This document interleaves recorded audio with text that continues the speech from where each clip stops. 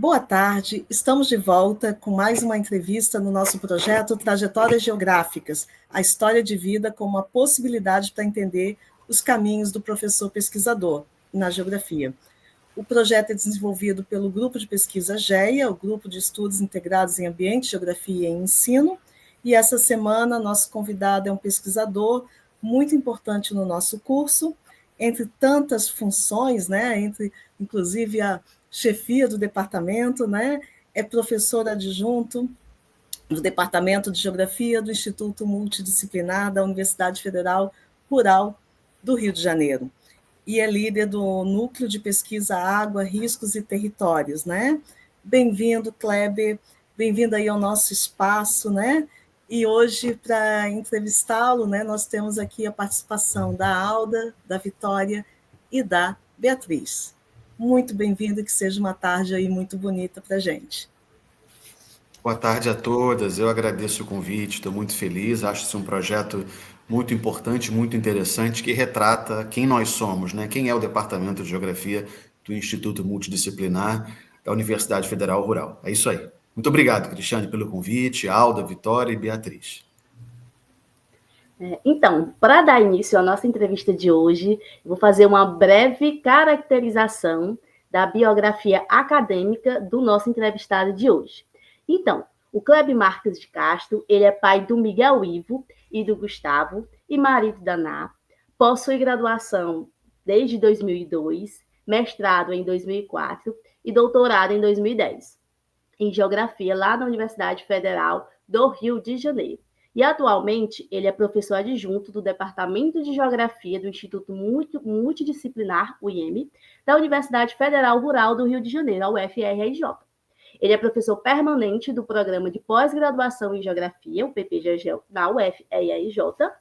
É líder do Núcleo de Pesquisa Água, Riscos e Territórios, o NEART, DGEL, no Instituto Multidisciplinar, o IEM, na UFRJ.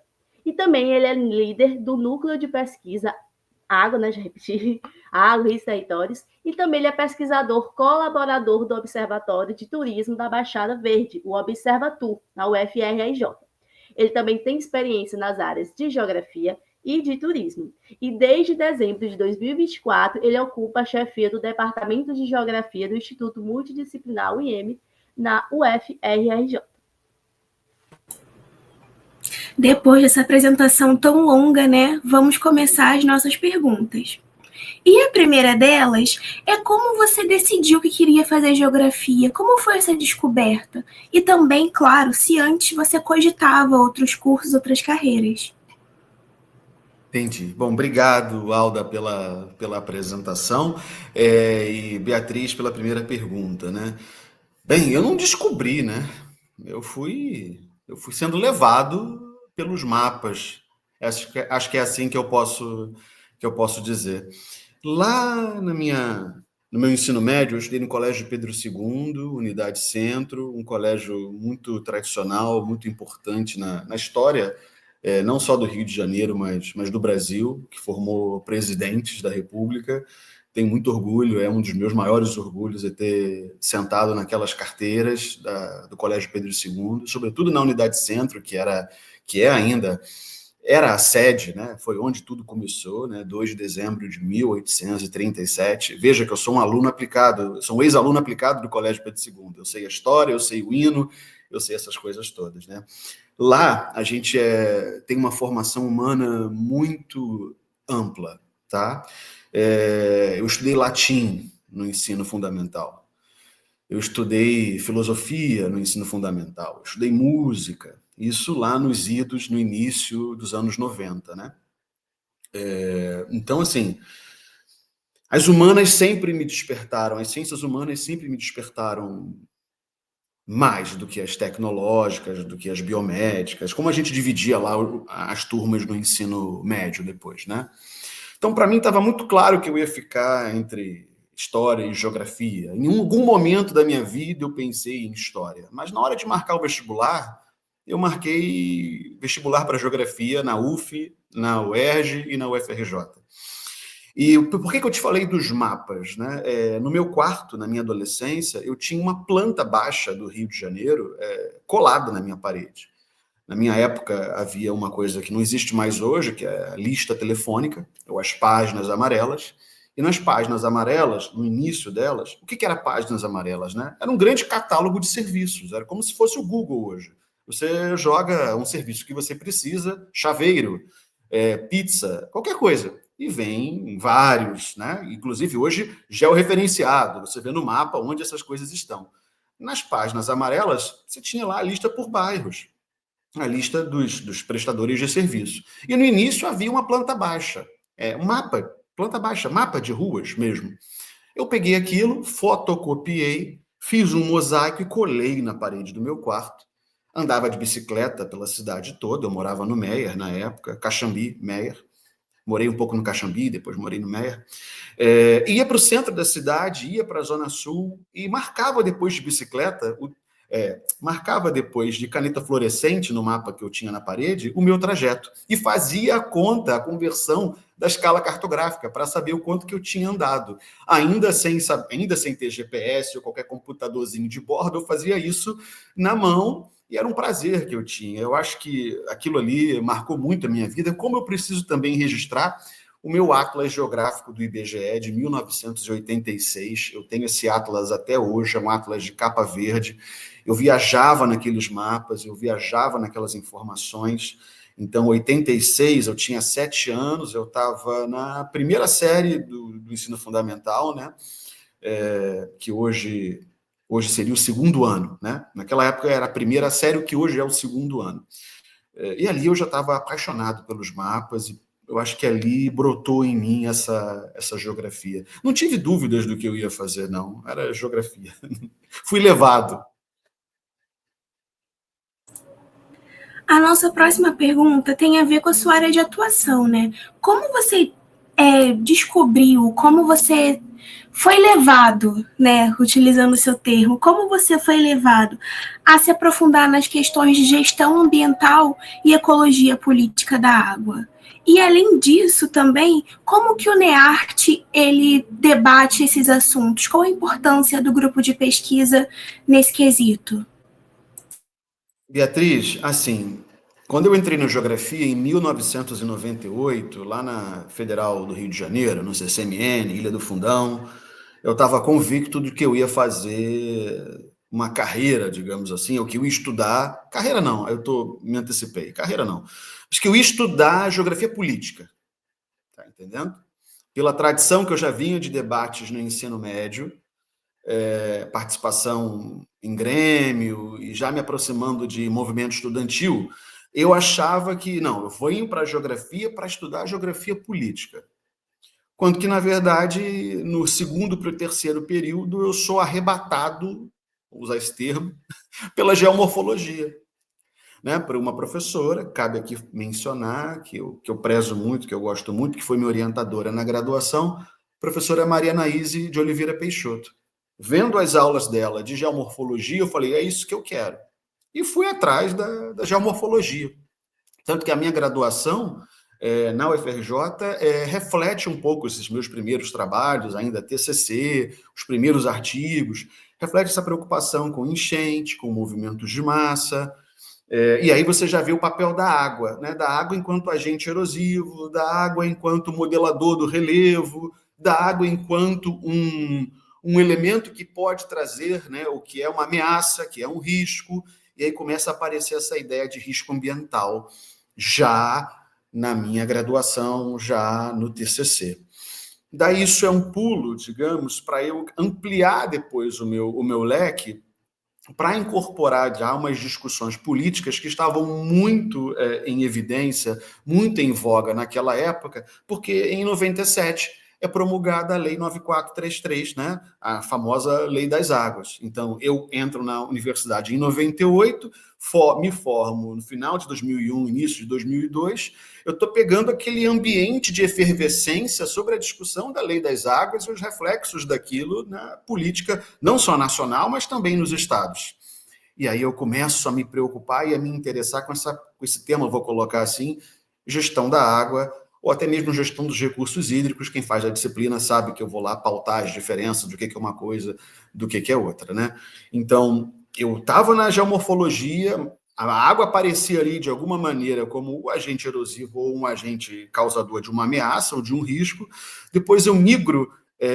O meu mestrado foi, de fato, ainda trabalhando com gestão da água, mas gestão de riscos, né, associados a enchentes, a deslizamentos, a movimentos de massa, no Médio Vale do Paraíba do Sul, mais especificamente na cidade de Volta Redonda. E é só no doutorado que eu dou uma guinada, digamos, mais para uma geografia humana, talvez econômica, dessa gestão da água. Mas eu ainda não tinha noção do que ia ser, obviamente, o que ia me transformar no futuro, né? Hoje, quando você fala do NEARTE, né, essa minha preocupação, ela está clara no nome do grupo, né? Água, riscos e território. Então, eu estou entendendo essa água enquanto um elemento crucial do campo político, né? Não vejo mais a água somente como um agente modelador do relevo. É claro que essa preocupação ela é legítima, ela é de um campo de pesquisa. Mas agora eu estou trabalhando com a água, eu estou pensando todas essas discussões de apropriação da água por esse viés da ecologia política, que é uma coisa muito, entre aspas, nova para mim, né? Dos últimos 5, 6 anos, de eu me apropriar, de eu me aproximar desse campo do conhecimento, mais do que campo do conhecimento, de um campo de articulação política mesmo, né? E daí para o futuro são desdobramentos. Eu espero, sinceramente, né, no grupo lá de estudos, no núcleo de estudos, receber vocês, discentes, interessados na temática da água, interessados na temática do saneamento, para a gente poder trabalhar. A gente não faz um grupo de pesquisa sozinho, né? Então, eu não sou grupo de eu e mim mesmo. Isso não funciona, né? O que a gente precisa é de alunos engajados e interessados naquela temática em que a gente se propõe a trabalhar, a orientar, e depois vocês seguem a vida de vocês. Professor, a nossa próxima pergunta tem um pouquinho a ver com suas experiências. Fora o fato de você ser um professor de geografia hoje na graduação e na pós, quais experiências profissionais que você teve? Teve mais alguma coisa? Você já trabalhou com uma coisa distinta disso? E além do mais, não. Bem breve essa resposta, não. Quer falar um pouquinho? Não, eu pensei que você fosse continuar a fazer a pergunta. Não, eu não tenho experiência de nada. Para não falar nada, eu me formei em 2002, final de 2001, início de 2002, e aí eu consegui um emprego, mas foi uma coisa assim, freelancer, numa empresa de arqueologia. Arqueologia. Eu fiz um levantamento e um salvamento arqueológico em Seropédica, na divisa com Japeri, porque ia passar por ali um gasoduto que ia ligar algum lugar a Reduc. Então, eu tive uma experiência de 2, 3 meses de botar aquela roupa de peão, uma perneira para evitar a picada de cobra e escorpião, capacete, luva, levava assim umas 10 marmitas juntas, uma marmita de plástico que uma junta na outra, e a gente subia um morrão que tem lá para fazer levantamento e salvamento arqueológico. Foi uma experiência interessante. Fora isso, meu trabalho é em sala de aula e restrito à graduação, né? Em 2004, eu entro numa universidade particular, após o meu término do mestrado, uma universidade particular em Nova Iguaçu, a Unig, foi meu primeiro emprego de carteira assinada. Depois trabalhei numa outra universidade em frente, é só atravessar a rua, que era o Centro Universitário Geraldo de Biase, trabalhando para engenharia, trabalhando para biologia, trabalhando para cursos assim, lecionando metodologia científica, lecionando geologia, lecionando esse tipo de conteúdo. Depois fui para PUC-Rio, e aí foi uma experiência realmente muito interessante. Foram 3 anos de PUC-Rio, onde eu pude me desenvolver bastante, mas para e passo a PUC-Rio, eu passei num concurso para substituto na UERJ, Faculdade de Formação de Professores, né? A UERJ FFP, lá em São Gonçalo. Lá, de fato, foi uma casa. Eu fiquei 7 anos na UERJ FFP. O contrato ia sendo renovado, depois foi um período de uma segunda seleção que eu fiz. Lá foi uma escola para mim, eu tenho pessoas muito queridas lá até hoje, se eu começar a mencionar um nome ou outro, vai acabar deixando alguém de fora. Eu gosto muito das pessoas lá da UERJ e FFP. E, assim, eu sei pregar prego, furar a parede, trocar uma lâmpada, eu faço, né? Mas a minha profissão é professor e professor universitário. Eu não tenho experiência no ensino básico, eu fico um pouco triste até por isso, né? Uma experiência que passou, porque eu não tenho licenciatura, né? Não é uma coisa que eu falo com orgulho, eu tenho também uma certa, não vou dizer uma decepção, mas gostaria de ter feito licenciatura, mas eu abandonei no meio do caminho justamente porque eu me envolvi no mestrado. Eu fui fazer a licenciatura após o término do meu bacharelado, junto com o mestrado. E aí, naquele momento, eu falei, eu não consigo fazer as duas coisas. E aí deixei de lado. Eu passei aqui para você uma breve trajetória aqui das universidades onde eu trabalhei, e ficou faltando um lugar onde eu trabalhei aqui em Campo Grande, onde eu moro, eu resido na Zona Oeste do Rio de Janeiro, em Campo Grande, que é a FEUC, né? Fundação Educacional Unificada Campo Grandense. Trabalhei 2 anos, quase 3 aqui, e depois fui para a UERJ, né? Além da UERJ São Gonçalo, eu passei no concurso agora para adjunto, isso foi em 2012, foi um momento importante da minha vida, porque meu primeiro filho tinha nascido, Miguel Ivo, como você, Alda, bem citou. Eu estava muito preocupado, né? Eu com a minha mulher, né? E agora, como é que vai ser, né? Um filho e não tem um emprego fixo, né? É só horista, né? Horista. E aí não dava, né? E eu consegui passar na UERJ, era para o departamento de turismo, que era sediado em Teresópolis. E aí eu fui morar em Teresópolis, fui para a Serra, fiquei 7 anos morando lá, quando aparece, então, a vida, né? Me levando para a Universidade Federal Rural, onde estou até hoje, com muito orgulho, muita satisfação. As pessoas sempre me perguntam, você está feliz? Eu sempre digo, estou felicíssimo. Gosto muito de onde eu estou. Agora, você mesmo, né, falou dessa questão dos filhos, e a nossa próxima pergunta tem muito a ver com isso. Como pai, pesquisador e professor, quais os desafios que você enfrenta em conciliar a paternidade e a vida acadêmica e profissional? Eu concilio, acho que mal. Não tem como conciliar. Algum lugar você perde, entende? E vale a pena a gente romantizar? Eu acho que não, Beatriz, Alda, Vitória, Cristiane, quem está assistindo a gente. Eu não vou romantizar. É muito difícil. É muito difícil. Só que a gente faz concessões, você entende? O que vale mais para mim? Você pode olhar o meu Lattes. Todo mundo tem o meu nome está na tela, vai lá no Lattes e olha. Eu fiz uma escolha. Então, eu gosto quando os meus filhos falam assim, pai, vamos lá jogar bola. Eu vou lá jogar bola. Ou estava agora ali, vamos lá fazer comida. Quero isso, quero aquilo. Quero um brigadeiro, faz um brigadeiro. Eu paro, eu vou fazer um brigadeiro. Então, assim, conciliar isso, Beatriz, é muito difícil. A vida de professor, para vocês que estão ainda em formação acadêmica, né? Eu não sei se... Vou dizer o que eu pensava, tá? Eu achava que tinha muito glamour. A palavra é essa. Glamour. Eu achava que era maravilhoso você ser professor doutor e viajar para tal lugar e fazer doutorado, isso e aquilo, entendeu? E quando você chega nessa fase, você vê, olha, eu tenho a vida adulta, eu tenho uma série de compromissos, eu não posso ficar... Tenho minha família e a vida normal, que é um imperativo, sabe? É um imperativo, você não tem como ir contra isso. Então, eu vou ao longo da minha semana estabelecendo prazos, metas, faço um pequeno planejamento, esse planejamento ele nunca dá certo, ele nunca se materializa, né?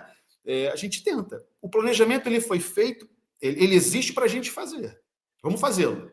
Agora, se vai dar conta, se vai ter um plano A, um plano B, aí é o dia a dia que é o dia a dia que faz com que a gente decida o que fazer. É muito difícil, mas é muito prazeroso ser pai, né? Ser pai, um pai ativo, um pai participativo. Então, eu amo demais a minha condição, os meus filhos, o vínculo que eu crio com eles. Minha esposa me tem como um cara que é minha mulher me tem como um cara que é um apoio mesmo, né? Um parceiro que divide as coisas, e vamos tocando a vida. Olha, muito legal te ouvir falando. E aí, dando continuidade, né, aqui à nossa entrevista, você falou um pouco da sua trajetória aí até se tornar professor efetivo, né, da Rural, mas ao longo dessa trajetória, teve algum momento que você considera assim, ter sido mais difícil na vida profissional e acadêmica, que você passou assim, mais perrengue, que se viu perdido em algum momento assim que para você foi marcante e super desafiador, vamos dizer assim? Sim, Vitória, teve sim. E mais uma vez a gente precisa abrir um parêntese aqui e dizer que a gente não vai romantizar, né, a vida do docente ou da docente. Agora, no caso, quem está em questão sou eu, né? Tem duas coisas que eu posso pautar aqui. Uma eu vejo nas nossas disciplinas, tá? Inclusive, uma da qual você faz parte e é minha aluna no semestre corrente, né? Uma são as inquietudes. Um problema são as inquietudes que os alunos têm, e eu me vi nisso ao longo da carreira de estudante, e nós somos estudantes ainda hoje, né? Mas teve um momento, sim, que foi no doutorado, em que eu me senti um pouco. Eu fiquei preocupado daqueles rumos ali, né? Eu acho que quem chegar aqui e falar. Eu até vi algumas das outras entrevistas, tá? Eu não sei se alguém falou exatamente isso. Data vênia, peço desculpas, não quero causar polêmica, mas dizer assim, meu doutorado foi maravilhoso, eu fiz tudo fácil, um pé nas costas, tirei de letra, não é o que a gente vê no dia a dia, né? Então, são 4 anos em que você tem um acompanhamento, mas muitas das vezes, durante esses 4 anos, há momentos de solidão, entendeu? Há momentos até de um certo desespero, de uma certa dificuldade. Eu acho que esse momento foi um momento difícil enquanto estudante, momento do doutorado, em que eu precisava tomar alguns rumos da minha pesquisa e as coisas não caminhavam, não andavam, né? Então, por exemplo, falta de dados. Eu entrava em contato com a instituição em que eu precisava estudar e trabalhar, que no caso era a SEDAI, problema nenhum em dizer, e você não tinha resposta, e você não avança. Então, como é que você faz, já no teu terceiro ano de doutorado, a partir do momento em que você não tem aqueles dados que você tanto precisa? Você precisa se reinventar, mudar a bússola de direção, ao invés de nortear, sulear, o que você vai fazer? Então, esse foi um momento ruim. Um segundo momento foi um momento de um lugar que eu sempre falo muito bem, sempre sou muito bem querido lá, e eu não estou falando da instituição UERJ, eu estou falando do momento de instabilidade que o governo do estado do Rio de Janeiro, cabe dizer, sob a batuta do então governador Luiz Fernando Pezão, gerou de instabilidade, não só na UERJ, mas em todos os servidores do estado. Então, nos idos de 2016, final de 2016 e durante 2017, o estado do Rio de Janeiro passou por uma crise econômica, uma crise fiscal muito grande. Até hoje, o estado ainda está num regime de recuperação fiscal assinado junto ao Supremo Tribunal Federal. Então, aquele momento, melhor dizendo, naquele momento, nós recebíamos salário de forma pingada, né? Eu recebia um pouquinho de salário no dia 5. Meu salário na UERJ caía dia 5, era o 5º dia útil. Num determinado momento passou para o 10º dia útil. E depois do 10º dia útil, ele passou a ser parcelado em N vezes, quantas vezes o governo quisesse. Imagina que o salário do professor é 7 mil. Ele dava num dia 1.000, aí depois de 2, 3 dias dava 500, aí depois no outro dia dava 302, aí no último dia do mês, ou já no outro mês, pagava o que faltava. Então começou a ter uma instabilidade financeira na vida das pessoas, né? E esse foi um momento de muita instabilidade, muita dúvida, e que me fez, inclusive, né, a pensar em outros concursos, né?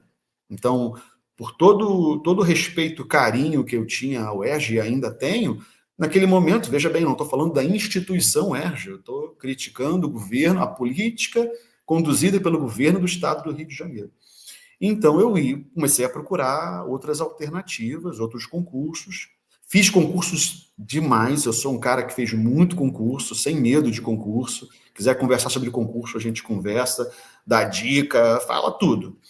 E saí tentando em vários lugares. Fui para São Paulo, fui para o Espírito Santo, fui para Minas, me inscrevi para Goiás, mas não fui. Me inscrevi, Cristiane, para Santa Catarina, mas... Não, perdão.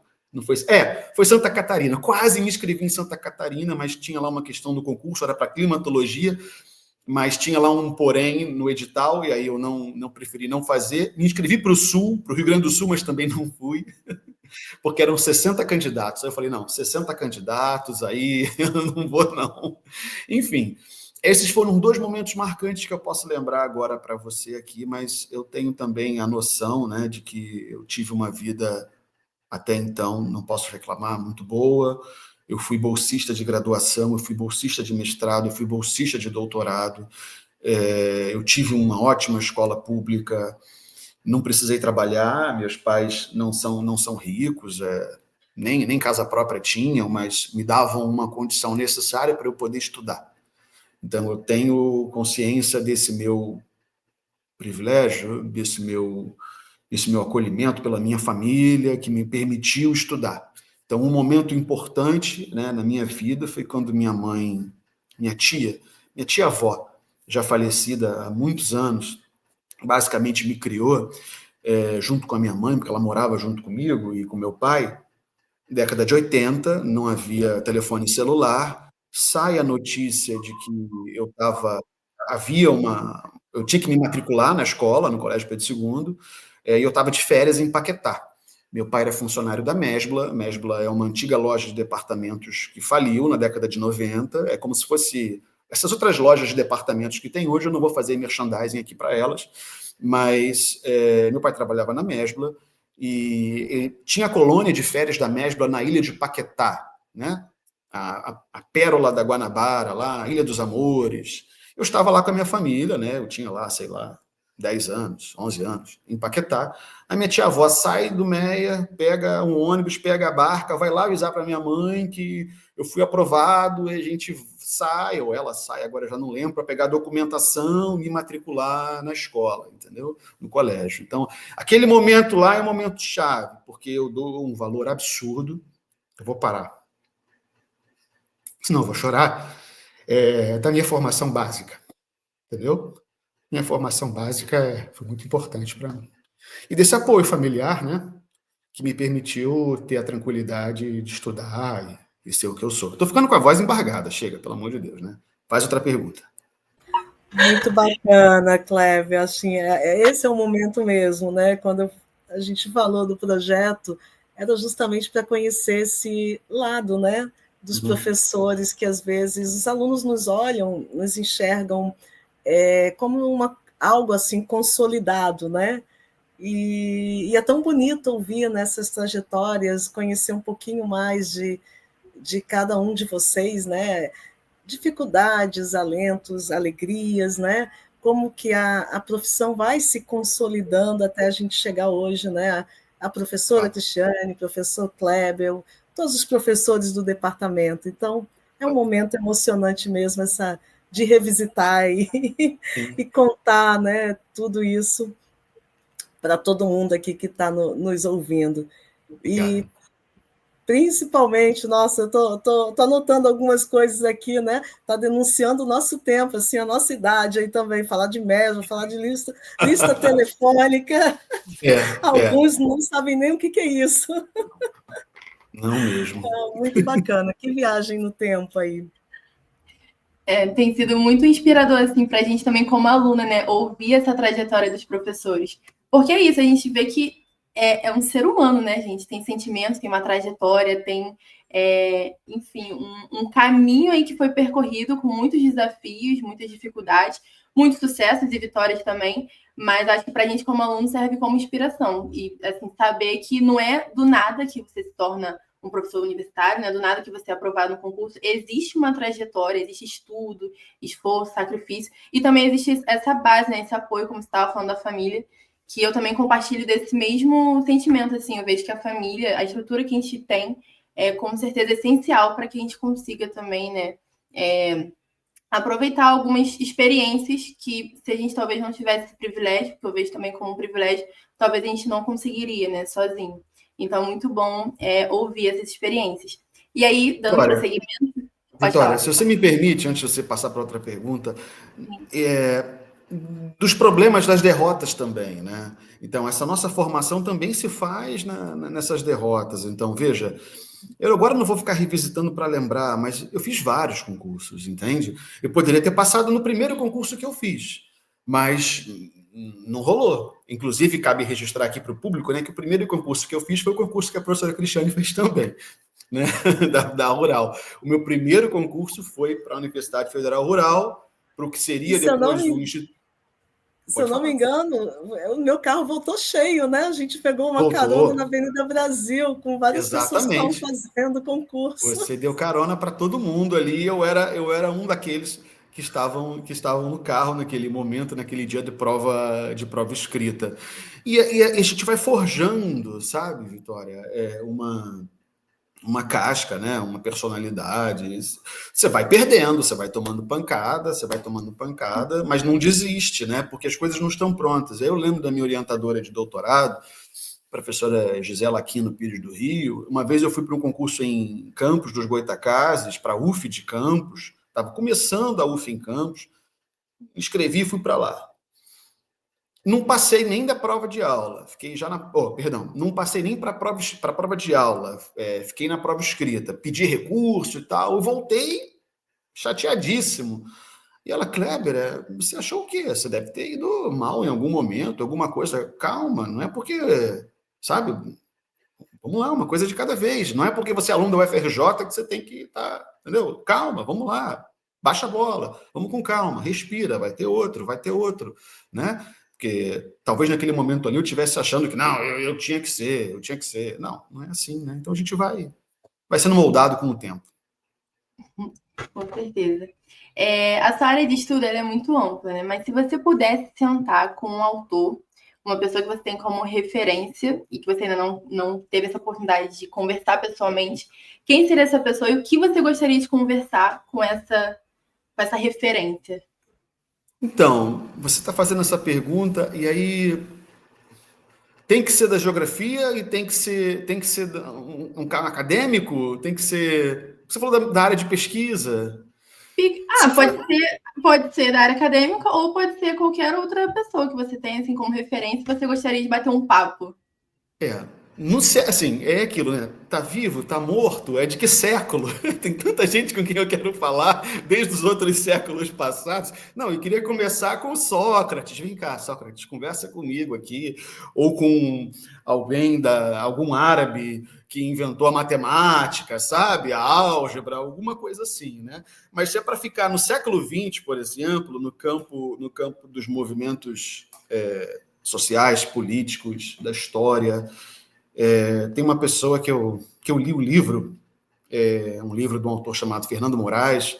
Eu gostaria muito de conversar com uma mulher chamada Olga Benário Prestes, né? Uma judia alemã do Partido Comunista que ficou incumbida de trazer Luiz Carlos Prestes para o Brasil em segurança, vindo da União Soviética para o Brasil, isso na década de 30.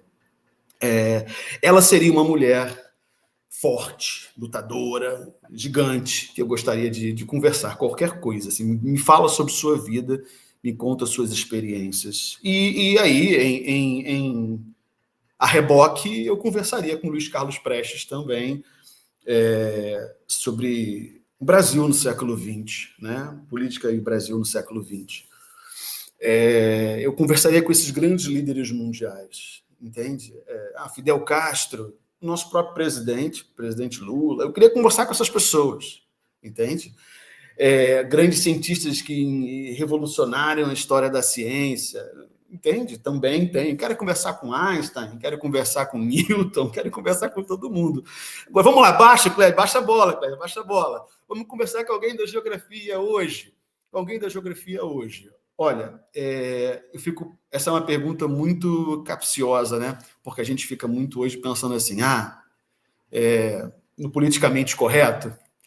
Então, eu não consigo, eu queria pensar, alguém da América do Sul, entendeu? Mas eu fico pensando muito nos europeus que hoje trabalham com a discussão da água, né? Então, tem um cara que é acessível, ele não é alguém que já morreu, não é não é o Papa, entendeu? É uma referência no campo da geografia, uma referência no campo da geografia humana, uma referência nos estudos da água, que é o geógrafo Erik Swyngedouw, né, belga, que trabalha na Universidade de Manchester, se não me engano. Então, esse seria um cara que eu gostaria de, num evento acadêmico, conversar com ele, né, sobre essas perspectivas da água enquanto um tema mais importante para mim. Por que eu estudo água, Vitória, Alda, Beatriz, Cristiane? Porque eu acho que a água é o mais importante para ser estudado por nós geógrafos, entendeu? Porque é aquele elemento que não clichê, né? Que vai garantir a nossa vida, mas que está em disputa e que está subjacente a todas as outras questões que nos dizem respeito. Então, é por isso. Então, esse seria um cara, né? Para falar de uma mulher, né? A grega, eu não sei se ela é geógrafa, me foge agora, eu acho que não, que seria a professora Maria Kaika. Ela é grega, mas também trabalha, se eu não me engano, na Holanda, numa universidade na Holanda, agora eu me esqueci o nome. Seriam duas pessoas, dois acadêmicos do dia de hoje, né, que eu gostaria de travar, ter um diálogo importante. Quem sabe um dia chamar para uma mesa, por que não? A gente tem que pensar um pouco alto também, isso não é impossível, não. E como geógrafo, você ainda tem algum sonho ou perspectiva que você ainda almeja para o futuro? Tenho certeza que sim, né? Mas o que seria, assim, que você poderia compartilhar com a gente? A gente vive de utopia, né, Vitória? Se a gente não tiver esses sonhos e essa vontade de transformar o mundo, então eu pego o meu boné e me retiro. Vou viver minha vida como um camponês ou alguém urbano fechado aí no meu dia a dia. A partir do momento em que a gente tem o conhecimento que a gente tem, e eu não estou falando que nós somos superiores ou que a academia detém o conhecimento de tudo. Não é isso. Tá? De fato, não é isso. A gente precisa de um conhecimento compartilhado com as pessoas que não são acadêmicas. Eles também têm um conhecimento, certo? Muito maior do que nós, às vezes. Sejam das plantas, seja do conhecimento das pessoas, do dia a dia, enfim. Né? O conhecimento não tá encastelado na universidade. Mas a partir do momento em que você tomou aquela pílulazinha para fazer aí uma brincadeira com Matrix, né, com filme, quando você escolhe a pílulazinha, sei lá de qual cor, e que o conhecimento te desperta, e você tem noção de alguma coisa da realidade que a gente vive, complexa, multifacetada, conflituosa, não dá para a gente ficar alheio a isso. Então, meu maior sonho é continuar trabalhando dentro da minha pequena esfera, né, de ação, mas motivá-las também. Isso é uma coisa que é do dia a dia, né? Para que vocês continuem estudando e reverberem aquilo que a gente também está estudando e conhecendo. Então, olha, fazer a água chegar a todo mundo com qualidade e segurança, então discutir, analisar e propor dentro do campo da segurança hídrica para mim, um sonho. Mas não que eu vá resolver isso. Veja, pelo amor de Deus, né? Tenhamos consciência do que o professor aqui está falando. Meu sonho é trabalhar, estudar, divulgar, compartilhar conhecimento com os alunos, receber conhecimento de movimentos sociais, de pessoas onde a gente atua, visando o quê? Visando essa segurança hídrica. Esse é um ponto, saneamento básico, segurança hídrica, porque a gente ainda é um estado, um município, um país que tem um déficit enorme no abastecimento de água e também na coleta e tratamento de esgotos. Isso é básico, a gente está no século XXI. Então, isso é um tema. Se eu conseguir contribuir um pouquinho com isso, ou se a gente eu dou a minha energia para minha mulher, dou a minha energia para os meus filhos, para minha família, minha mãe, meu pai, meus irmãos, mas eu também pego um pouquinho dessa minha energia e dou para o meu trabalho. Se a gente conseguir fazer um pouquinho de diferença, esse sonho está sendo alcançado, entendeu? Agora, continuar estudando e ter interlocução com pessoas ao longo da nossa vida. A gente não para, né? Então, essa interlocução, continuar estudando. Não vou fazer outro doutorado, né? Mas estágios, convênios, parcerias, pós-doutorados, isso sempre está no radar, isso sempre é um é uma maneira da gente se inserir nesses circuitos, porque, veja, Vitória, o nosso trabalho tem que ir para a rua e tem que alcançar onde? O campo da política. O nosso trabalho não pode ficar só na academia. A universidade tem que dialogar com o campo da política, com os gestores. Só que eu não sou alguém que vai botar a cara na rua para receber voto, mas eu posso trabalhar junto com uma equipe, seja do poder administrativo que for, executivo ou legislativo, ou mesmo no judiciário, porque existem peritos no judiciário, para dizer assim, olha, essa questão não pode ser levada dessa forma. Veja agora o que está acontecendo com o caso do licenciamento ambiental. Veja agora no caso da sua orientadora, a professora Cristiane, com as questões climáticas. Então, a gente pode fornecer a esses gestores públicos um conhecimento minimamente científico, acadêmico, para fomentar as suas decisões. Aí é que está a importância do geógrafo, da geógrafa, do conhecimento das leis.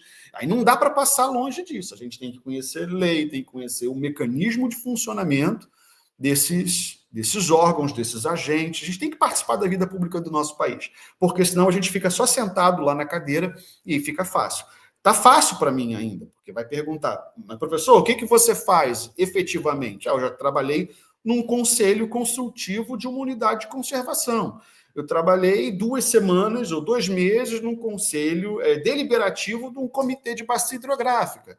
A gente tem ações aqui ou ali, ainda são passos pequenos, né? Eu não sou aqui um grande articulador, mas eu acho que cada um de nós tem esse papel e não pode deixar de visualizar e de talvez almejar essa transformação da sociedade por esse caminho.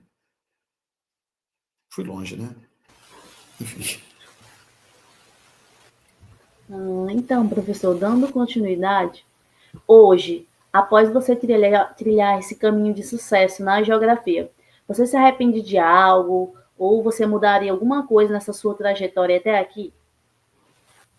Pô, Alda, obrigado pelo elogio, né? Pela palavra sucesso. Olha, é uma pergunta que eu não sei responder. Se eu me arrependeria? Não lembro de alguma coisa que eu possa dizer assim, me arrependo, errei, estou triste.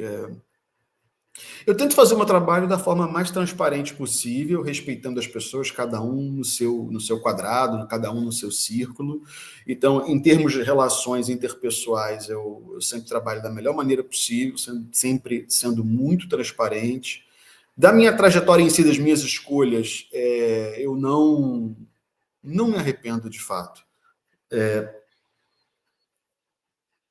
Não tem como voltar no tempo, né? Não tem como voltar no tempo.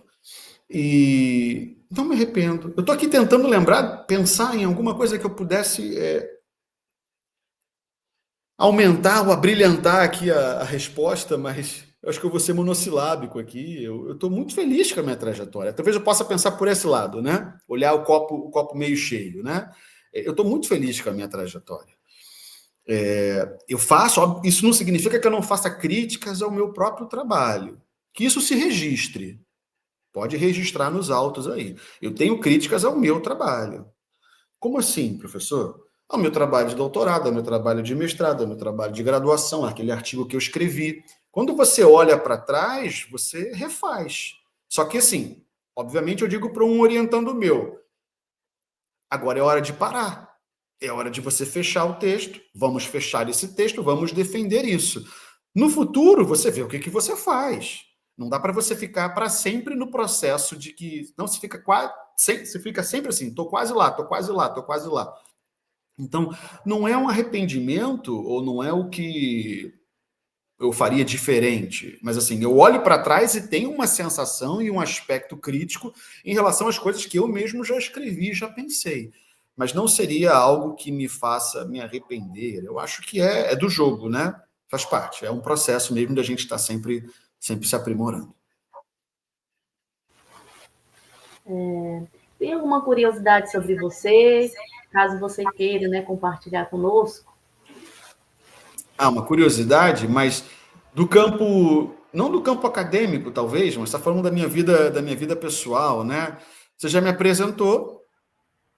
falou que eu sou marido da Ná, que é como ela está lá no Instagram, né? Da Ioná, o nome dela é Ioná. Eu sou pai do Miguel Ivo, sou pai do Gustavo, mas eu sou pai também de filhas felinas, né? Eu tenho a Nina, eu tenho a Tiquena, eu tenho o Mingau, que é um menino, né? E eu tenho a Chandelle, que é uma graça. E tem a Pipoca. A Pipoca é canina, a cadela, né? Uma vira-lata levada, que gosta de fugir. Tem as gatas, já tive mais gatos, tá? Algumas já morreram. Eu adoro gato. Cachorro eu tenho, eu adoro cachorro, mas não é a minha paixão. Minha paixão são as gatas. Vivem dentro de casa, fazem aquela bagunça danada. Eu sou tricolor, sou fluminense, sou muito apaixonado por futebol, acompanho, vibro, torço, choro. Tento fazer o menos possível brincadeiras com futebol em sala de aula, porque não cabe, às vezes gera um conflito, mas quando a gente ganha, a gente vai sempre feliz. Quando tem um aluno camisa do Fluminense, eu brinco. Então, assim, em relação ao futebol, é uma curiosidade, eu não sei, eu gosto muito. Joguei quando era criança futebol de salão, eu ia para um clube perto de casa, jogava, adorava a posição de goleiro. Se eu tiver que jogar hoje com os amigos, eu vou querer ser goleiro. Curiosidade, participei então do movimento estudantil na UFRJ, pensando agora na vida já adulta, né? Durante muitos anos eu briguei muito no centro acadêmico com os meus colegas. Os meus colegas lá da época gostavam muito de autogestão e eu queria fazer chapa, fazer eleição, conquistar o CA, né? E acho que conquistei durante por duas oportunidades, eu fui representante lá da geografia como discente, né, no Congresso da União Nacional dos Estudantes. Um foi em 99, eu acho que o outro foi em 2001, que era bianual. Se me falha a memória. O primeiro foi em 99, com certeza eu acho que o outro foi em 2001. Um foi em Goiás e um foi em Belo Horizonte. E foi muito engraçado nesse de Goiás, de Goiânia, que os colegas, a gente ia no ônibus dos movimentos políticos, tá? Estava ligado a um partido político, era do movimento estudantil, chamado A Hora é Essa, Ousar Lutar, Ousar Vencer, que era um movimento ligado ao Partido Comunista Brasileiro, o PCB. E fomos todos para Goiás, para Goiânia. Quando está numa parada lá em Minas Gerais, eu acho que é numa cidade chamada Caetanópolis, eu não tenho muita certeza. 6 da manhã, o ônibus para e eu vou... É para contar história, né, Cristiano? Então eu vou contar uma história, bem rápida, mas eu vou contar porque eu já estou vendo ali o tempo e tudo mais. E aí, eu desço para comprar um café, mas muito tempo depois que o ônibus já tinha parado, ou seja, leia-se, já na hora já de voltar. Quando eu volto com o café, exatamente, pode rir. Cadê o ônibus? Estou imaginando a cena. Cadê o ônibus? O ônibus tinha ido embora, completamente embora, porque aqueles malucos, aqueles meus colegas, não fizeram uma contagem. Não tinha uma professora como a Cristiane no campo, contando os alunos no ônibus para ver quem estava, quem não estava. Ou seja, fiquei no meio de Minas Gerais, só com aquele dinheirinho no bolso, minha carteira, minha mochila, documentos, outros documentos, pertences, tudo foi no ônibus. E aí, o que eu faço? Sem celular. 2099, né? Goiânia, 99. Não, 99 foi Belo Horizonte, esse foi 2001. Eu acho que eu tinha celular na época. Inclusive, me debochavam muito de mim na época, porque eu tinha um Nokia, ele era prateado, cromado, e falavam, como é que um comunista pode ter um celular Nokia? Essas coisas que ainda existem até hoje, né? E aí, comecei a pedir para as pessoas carona, porque não tinha como eu voltar, não tinha sinal. Não é igual hoje, gente. Não tinha Wi-Fi, não tinha internet assim. A única coisa que eu tinha no celular era aquele joguinho da minhoquinha. E eu conseguia ligar só para as pessoas. Era um celular comum, né? E ninguém queria me dar carona. Passava um ônibus, porque eram vários ônibus do Rio de Janeiro indo para o mesmo lugar. Ah, você é de que partido? Você é de que movimento? Não vou te dar carona, não posso, a polícia vai parar, tem listagem. Gente, o que acontece? Depois de horas pedindo, acho que fiquei umas 2 horas nesse processo, aparece o ônibus do então... Agora eu não vou falar o nome do partido, porque eu não tô certo. Quem estava no ônibus? A filha... Rosinha é a filha do Garotinho, que é a Clarissa Garotinho. Foi deputada, tudo mais. Eu chego nela e falo, Clarissa, meu nome é Kleber, eu sou do movimento tal, eu preciso ir para Goiânia. Aí ela, não, tudo bem, vamos ver aqui. Eles fizeram uma reunião para saber se iam deixar eu ir. Aí acordaram, eu fui quietinho, escondido lá no fundo do ônibus, porque a polícia podia parar, pedir listagem, não sei o que e tal. Resumo da ópera, cheguei em Goiânia antes dos meus camaradas. Cheguei em Goiânia antes deles. E aí foi aquela piada, aquela brincadeira, aquela zoação, né? Enfim, fiquei perdido na estrada. Essa é uma curiosidade, contei aí, fiz passar uns minutos da entrevista, desculpa. Mas eu fiquei um pouco preocupado. Eu achei que eu ia ter que voltar para casa e não ia mais para o Congresso, mas correu tudo bem. É um aprendizado interessante esse movimento estudantil, movimento político. Eu acho que foi uma coisa que me fez ter uma visão de universidade, uma visão de política. Foi bem bacana. Um momento muito bom na minha vida. Para finalizar as perguntas, professor, que conselhos você daria para quem está começando na carreira acadêmica? E também para quem está finalizando, querendo concursos, que é o meu caso. Bom, o ditado diz que conselho, se fosse bom, se vendia, né? Bom, conselho. Estudem, né? O que a gente vê hoje na... Eu vou tirar um pouco esse sorriso do rosto, assim, e vou falar sério. Vou falar sério agora. Sobretudo porque eu não tenho aqui a menor pretensão de que eu vou atingir nessa entrevista um público enorme. Mas eu estou falando basicamente para os nossos alunos de graduação, né? Que podem assistir à entrevista. Tem que se mexer. A coisa não cai do céu, não. Entendeu? Então, para quem acredita, rezar é importante, fazer oração, fazer prece, mas não cai do céu. E você toma pancada, entendeu? O que eu percebo é que os alunos hoje em dia estão parados, um pouco inércia, parado. Precisa de muito empurrão, não caminha sozinho. E aí eu quero fazer uma ressalva, um parêntese. Sou eu que estou ficando velho, saudosista, achando que a minha época era uma época boa, quando na verdade era igual ou pior do que essa? Eu não sei, Alda. Eu não sei. Sozinho eu não consigo responder isso.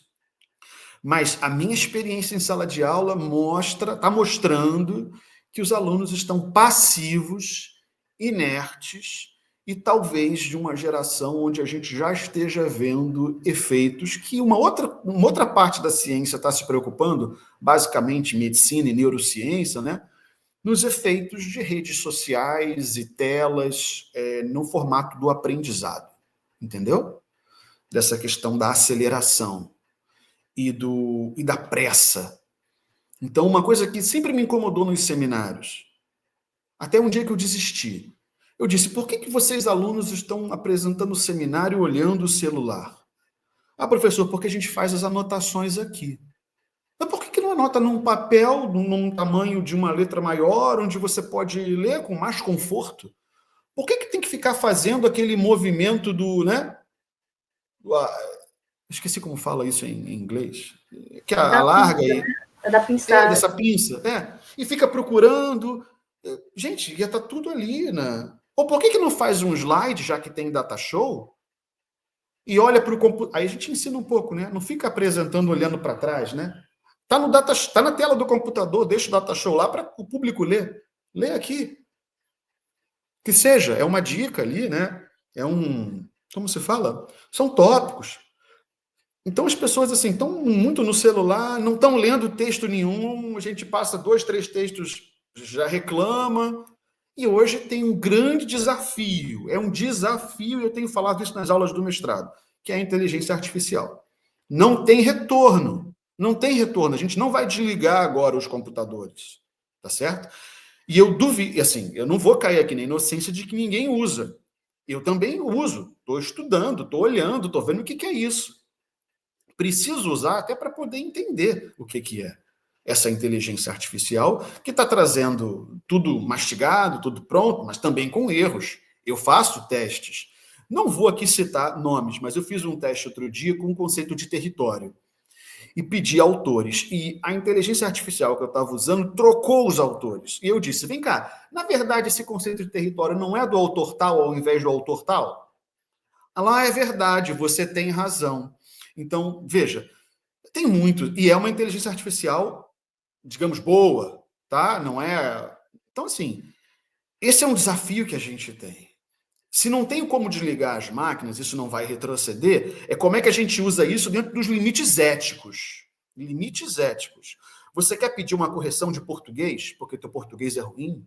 Vê se tem coerência, vê ali a concordância verbal, concordância nominal.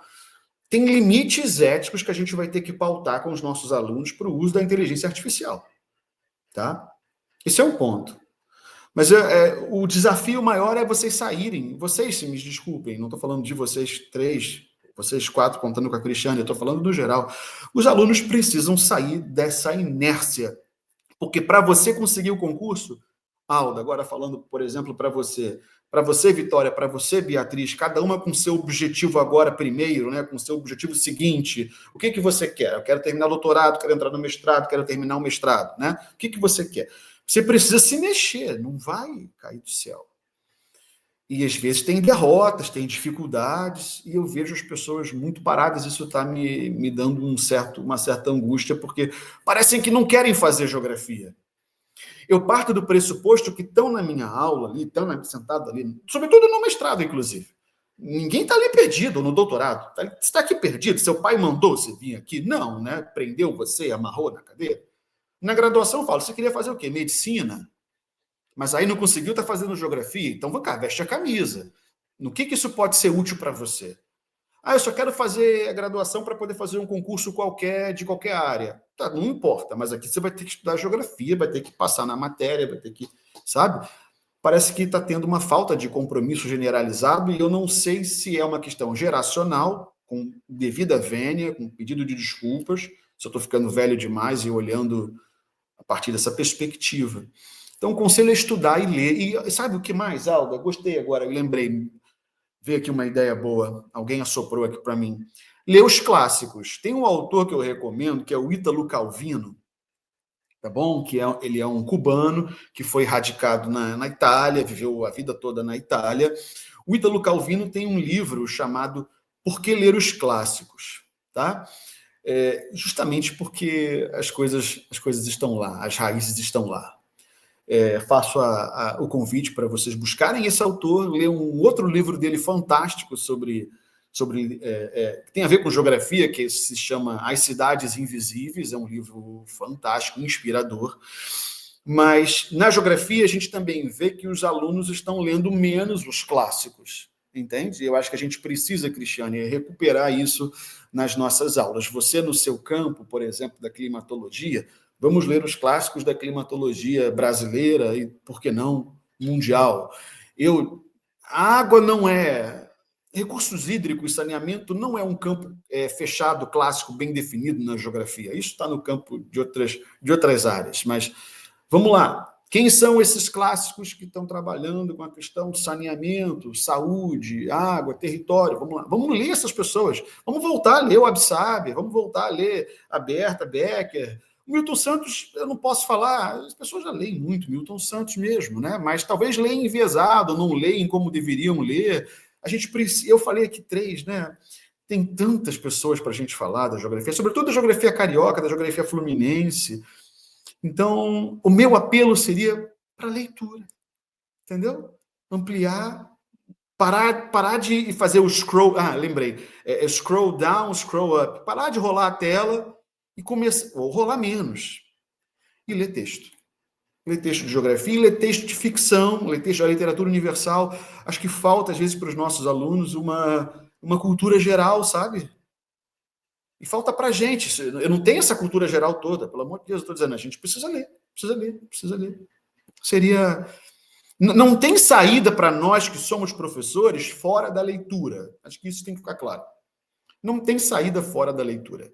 Se a gente não lê, a gente não se constitui enquanto ser pensante, enquanto alguém que pode refletir sobre a sociedade e propor. É isso. Obrigada, Kleber.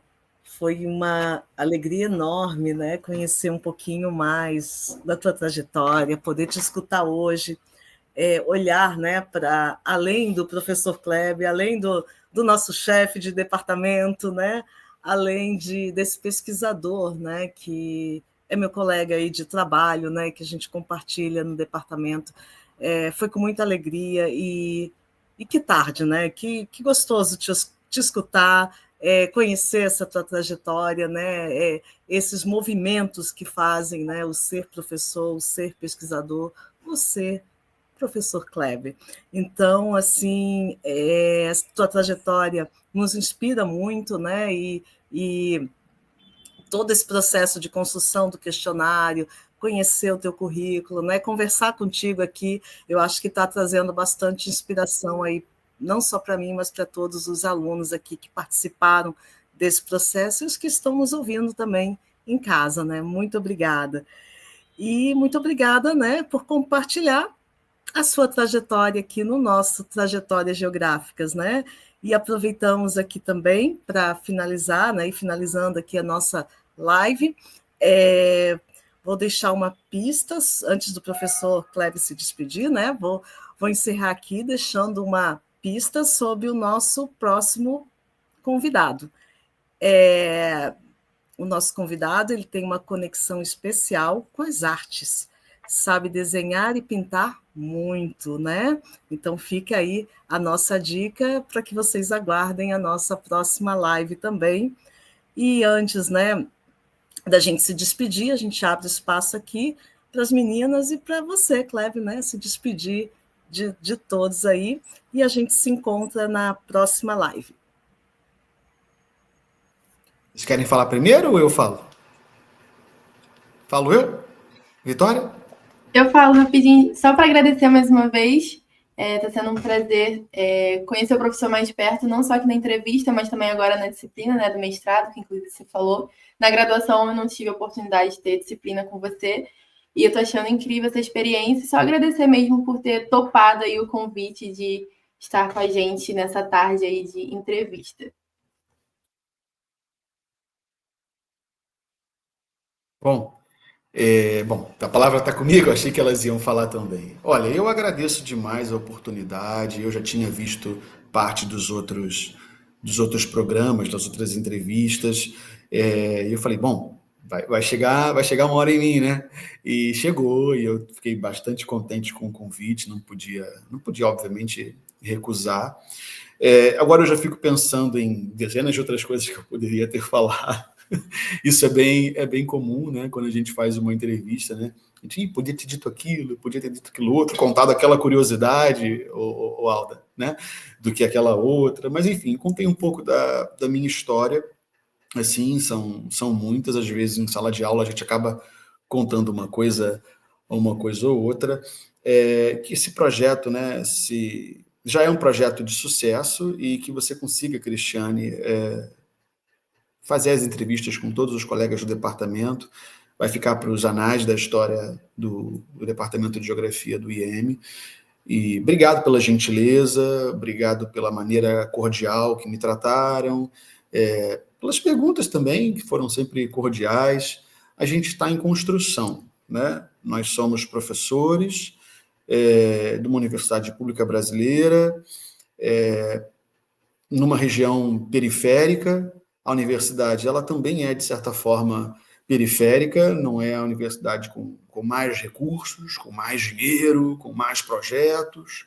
Então, nós temos muita dificuldade, mas dentro dessa dificuldade a gente se forja também enquanto pesquisador, enquanto alternativas de trabalho. A gente está numa luta diária que é constante, né? Uma luta diária e constante.